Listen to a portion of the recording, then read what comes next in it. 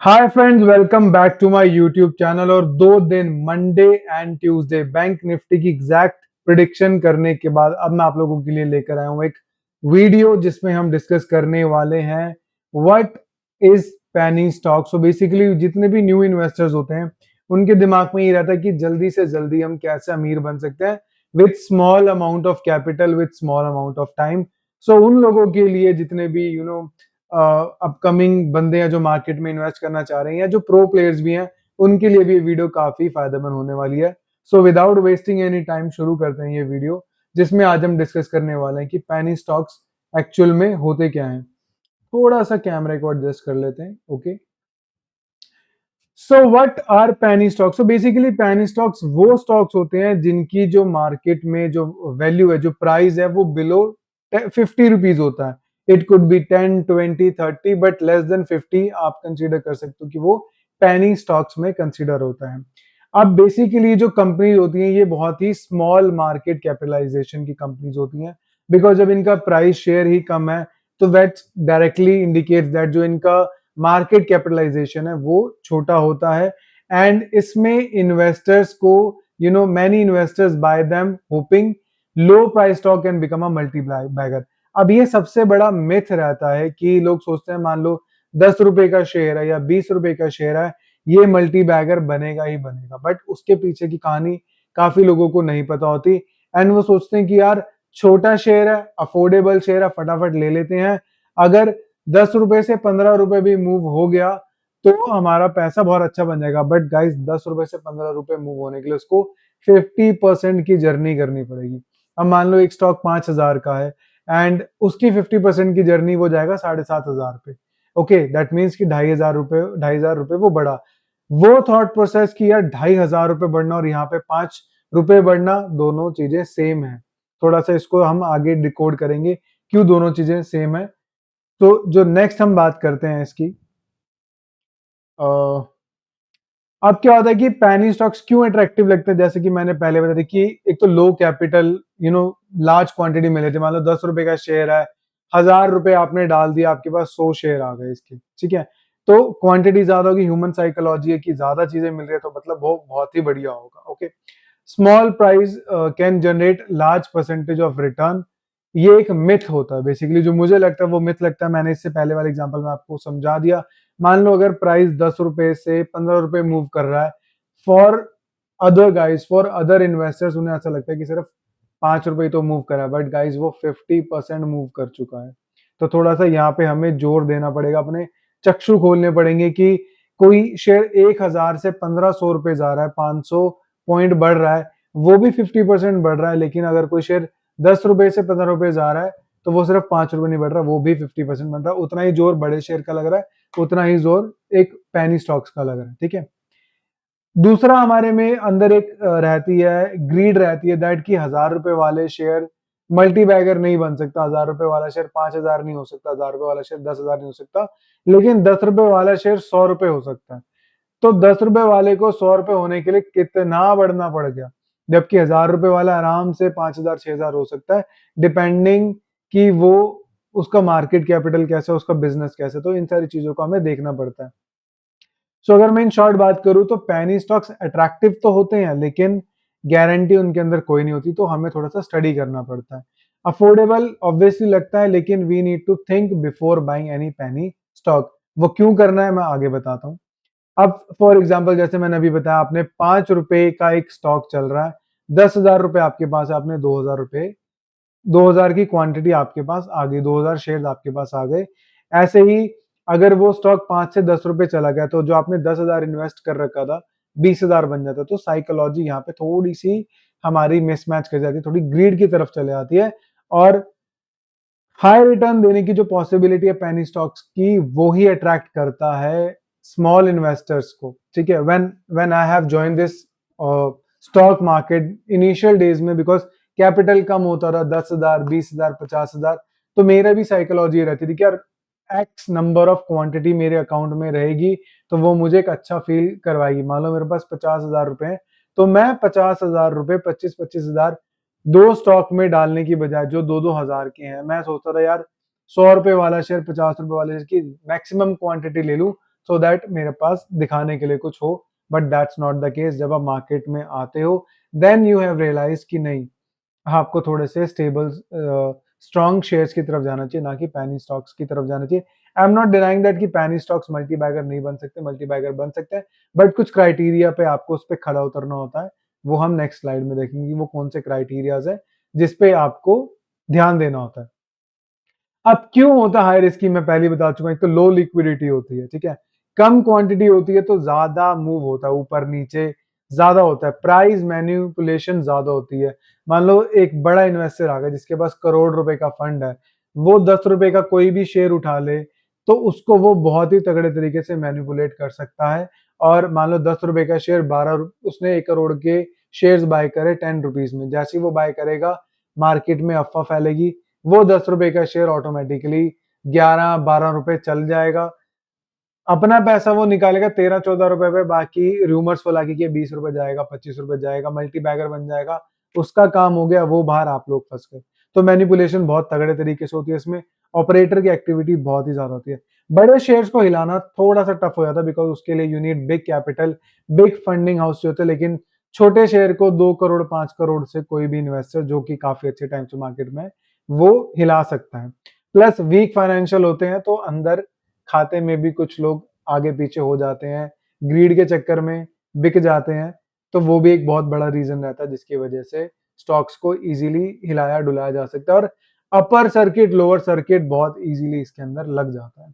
जब आप लोग इन्वेस्ट करोगे या जिन्होंने पेनी स्टॉक में इन्वेस्ट करे कि उनको पता है अगर मार्केट में थोड़ा सा भी सडन मूव आता है तो ये मुंह के बल गिरते हैं, और मार्केट में थोड़ा सा भी एक पॉजिटिव मोमेंटम आता है तो ये स्काई रॉकेट होने का भी दम रखते हैं। अब खरीदने से पहले, अब जैसे मैंने बताया कि हर पेनी स्टॉक बुरा नहीं है, लेकिन खरीदने से पहले आपको क्या चीजें दिमाग में रखनी चाहिए। कंपनी प्रॉफिटेबल है या नहीं है, पहला आपको ये देखना है, ठीक है। दूसरा, कोई उस पे कर्जा तो नहीं है कंपनी के ऊपर, ये भी बहुत एक मेजर फैक्टर है चेक करते हुए। प्रमोटर होल्डिंग कितनी है, अब ऐसा ना हो कि यार 100% में से 90% प्रमोटर होल्डिंग ही लेके बैठा हुआ है, तो जरूर उसमें मैनिपुलेशन होगी, जरूर उसमें इन्वेस्टर्स छेड़ेगा उस चीजों को, ऑपरेटर उसमें खेलेगा। प्रमोटर होल्डिंग 70% मैक्स अगर आप देखो तो प्रमोटर के पास हो तो देन इट्स गुड, अदरवाइज थोड़ा सा बाइफिकेशन होना बहुत जरूरी है। फ्यूचर क्या है उस चीज का वो भी देखना जरूरी है, अगर एनर्जी का है, एआई का है, गेम्स में जा रहा है, तो एक आप उसको स्ट्रॉन्ग बाइंग ऐसा कंसीडर कर सकते हो। और इस वीडियो के एंड में मैं आप लोगों को दो ऐसे स्टॉक बताने वाला हूँ, पैनी स्टॉक, जिनको आप 2026 में एक वॉच लिस्ट का पार्ट रख सकते हो। वीडियो के एंड तक बने रहिए तभी मजा आएगा उसके अंदर। प्लस 3 साल की ग्रोथ, अब ऐसा ना हो कि कल ही कंपनी खुली और पैनी स्टॉक और आपने जाके धड़ाधड़ अपना 50% 100% पोर्टफोलियो उसी से बाय कर लिया। इट शुड बी एटलीस्ट 3 साल का तो उसका कुछ ग्राफ होना चाहिए ना पीछे का, तभी आप उसकी ग्रोथ को देख सकते हो, तभी आप उसके डिसीजन ले सकते हो कि whether it's gonna be go high और इसमें नीचे जाने के चांसेस हैं। अब बेस्ट स्ट्रेटेजी क्या है उस पैनी स्टॉक को बाय करने की? छोटा अमाउंट लगाओ, मान लो अगर आपके पास 1 लाख का कैपिटल है, ट्राई टू इन्वेस्ट 10 to 15%, ठीक है। अब मुझे 5 साल हो गए मार्केट के अंदर, भले ही मेरा कैपिटल जितना मर्जी हो, मैं 10% से ज्यादा, चाहे वो स्मॉल कैप हो, चाहे वो मिड कैप हो, चाहे वो लार्ज कैप हो, small cap, mid cap, large cap होता क्या है ये मैं नेक्स्ट वीडियो में आपको बताऊंगा, but currently I am talking about small cap. जितने भी पेनी स्टॉक्स होते हैं वो स्मॉल कैप का पार्ट होते हैं, मिड कैप लार्ज कैप हम आगे डिस्कस करेंगे अपनी किसी अगली वीडियो में। तो स्मॉल कैपिटल अमाउंट इन्वेस्ट करो, 10% मोर देन इनफ है। मैं अभी भी, चाहे वो जितना मर्जी अच्छा मेरे को शेयर लगे, जितने मर्जी उसके फंडामेंटल्स हो, मैं अभी भी 10% या मैक्स 15% ही अपनी कैपिटल का उस पर्टिकुलर स्टॉक में, चाहे वो गोल्ड हो, चाहे वो कमोडिटी हो, चाहे वो क्रिप्टो करेंसी हो, एक पर्टिकुलर चीज के अंदर, चाहे वो म्यूचुअल फंड क्यों ना हो, सिर्फ 10% से 15% का ही कैपिटल इंट्रोड्यूस करता हूँ उसके अंदर। बिकॉज जितना आपके जो बकेट है वो बाइफिकेशन में रहेगा, उतना डूबने के चांसेस कम हो जाते हैं, बिकॉज यू नेवर नो कल स्टॉक मार्केट में क्या हो जाए, कल कुछ भी हो सकता है। तो 5 स्टॉक में अगर 10-10 हजार रुपए लगे रहेंगे इंस्टेड ऑफ 2 स्टॉक में 25-25, या एक स्टॉक में 50 हजार, तो बेनिफिशियल होगा जो आपके 5 स्टॉक में लगा है, क्योंकि एक रुक गया, 3 चल गए, एक स्टेगनेंट है, कोई फर्क नहीं पड़ता। अगर दोनों ही रुक गए तो you will be finished. But अगर थोड़ा थोड़ा चलता रहेगा, कुछ 2 स्टॉक चल गए, 2 रुक गए, 1 थोड़ा-सा चल रहा है, तो आप बैलेंस्ड रहोगे। प्रॉफिट निकालो, दूसरे में डालो, आपका ब्रेड एंड बटर चलता रहेगा। तो always invest small amount of capital specially in penny stock, और अगर आपका बड़ा पोर्टफोलियो तो भी आप डिसेंट अमाउंट ऑफ कैपिटल ही इन्वेस्ट करिए हर टाइप के स्टॉक्स में। बाइफरकेशन इंपॉर्टेंट है। Diversify holding, as I have told you, bifurcation is very important, otherwise diversify. इसमें अब क्या कह रहा है कि एक मान लो आपने एआई सेक्टर का कोई पेनी स्टॉक उठा लिया, एक आपने गेमिंग सेक्टर का कोई पेनी स्टॉक उठा लिया, एक आपने सीमेंट कंस्ट्रक्शन सेक्टर का कोई पेनी स्टॉक उठा लिया, तो ये डाइवर्सिफिकेशन भी बहुत इंपॉर्टेंट है स्टॉक मार्केट के अंदर, not only in penny stocks but in stock market. Diversify नहीं करोगे तो दिक्कत हो जाएगी। मान लो अगर बैंकिंग सेक्टर के आपने पेनी स्टॉक्स उठा रखे और banking sector due to XYZ reason नीचे चला गया, तो वो उतने अमाउंट इतने टाइम पीरियड के लिए, मतलब 6 महीने डाउन रहा तो 6 महीने आपका जीरो प्रॉफिट है, इवन नेगेटिव भी हो सकता है। तो अगर बैंकिंग सेक्टर डाउन है तो उसका ऑल्टरनेटिव अप होगा ही होगा। इसी तरीके से स्टॉक मार्केट वर्क करता है। अगर बैंकिंग सेक्टर अप है तो मान लो एआई इंडस्ट्री डाउन होगी, एआई इंडस्ट्री अप है तो let's suppose gaming industry down होगी। तो ये ऐसे सीसो करके ही मार्केट काम करती है, क्योंकि यहाँ का पैसा यहाँ लगता है, यहाँ का पैसा फिर अगले सेक्टर में जाता है, फिर अगले सेक्टर का फैक्टर पैसा अगले सेक्टर में आता है, तो बाइफरकेशन जरूरी होता है। पेनी स्टॉक्स हो या ऑप्शन ट्रेडिंग हो या बड़े स्टॉक्स हो, ऑलवेज यूज स्टॉप लॉसेस।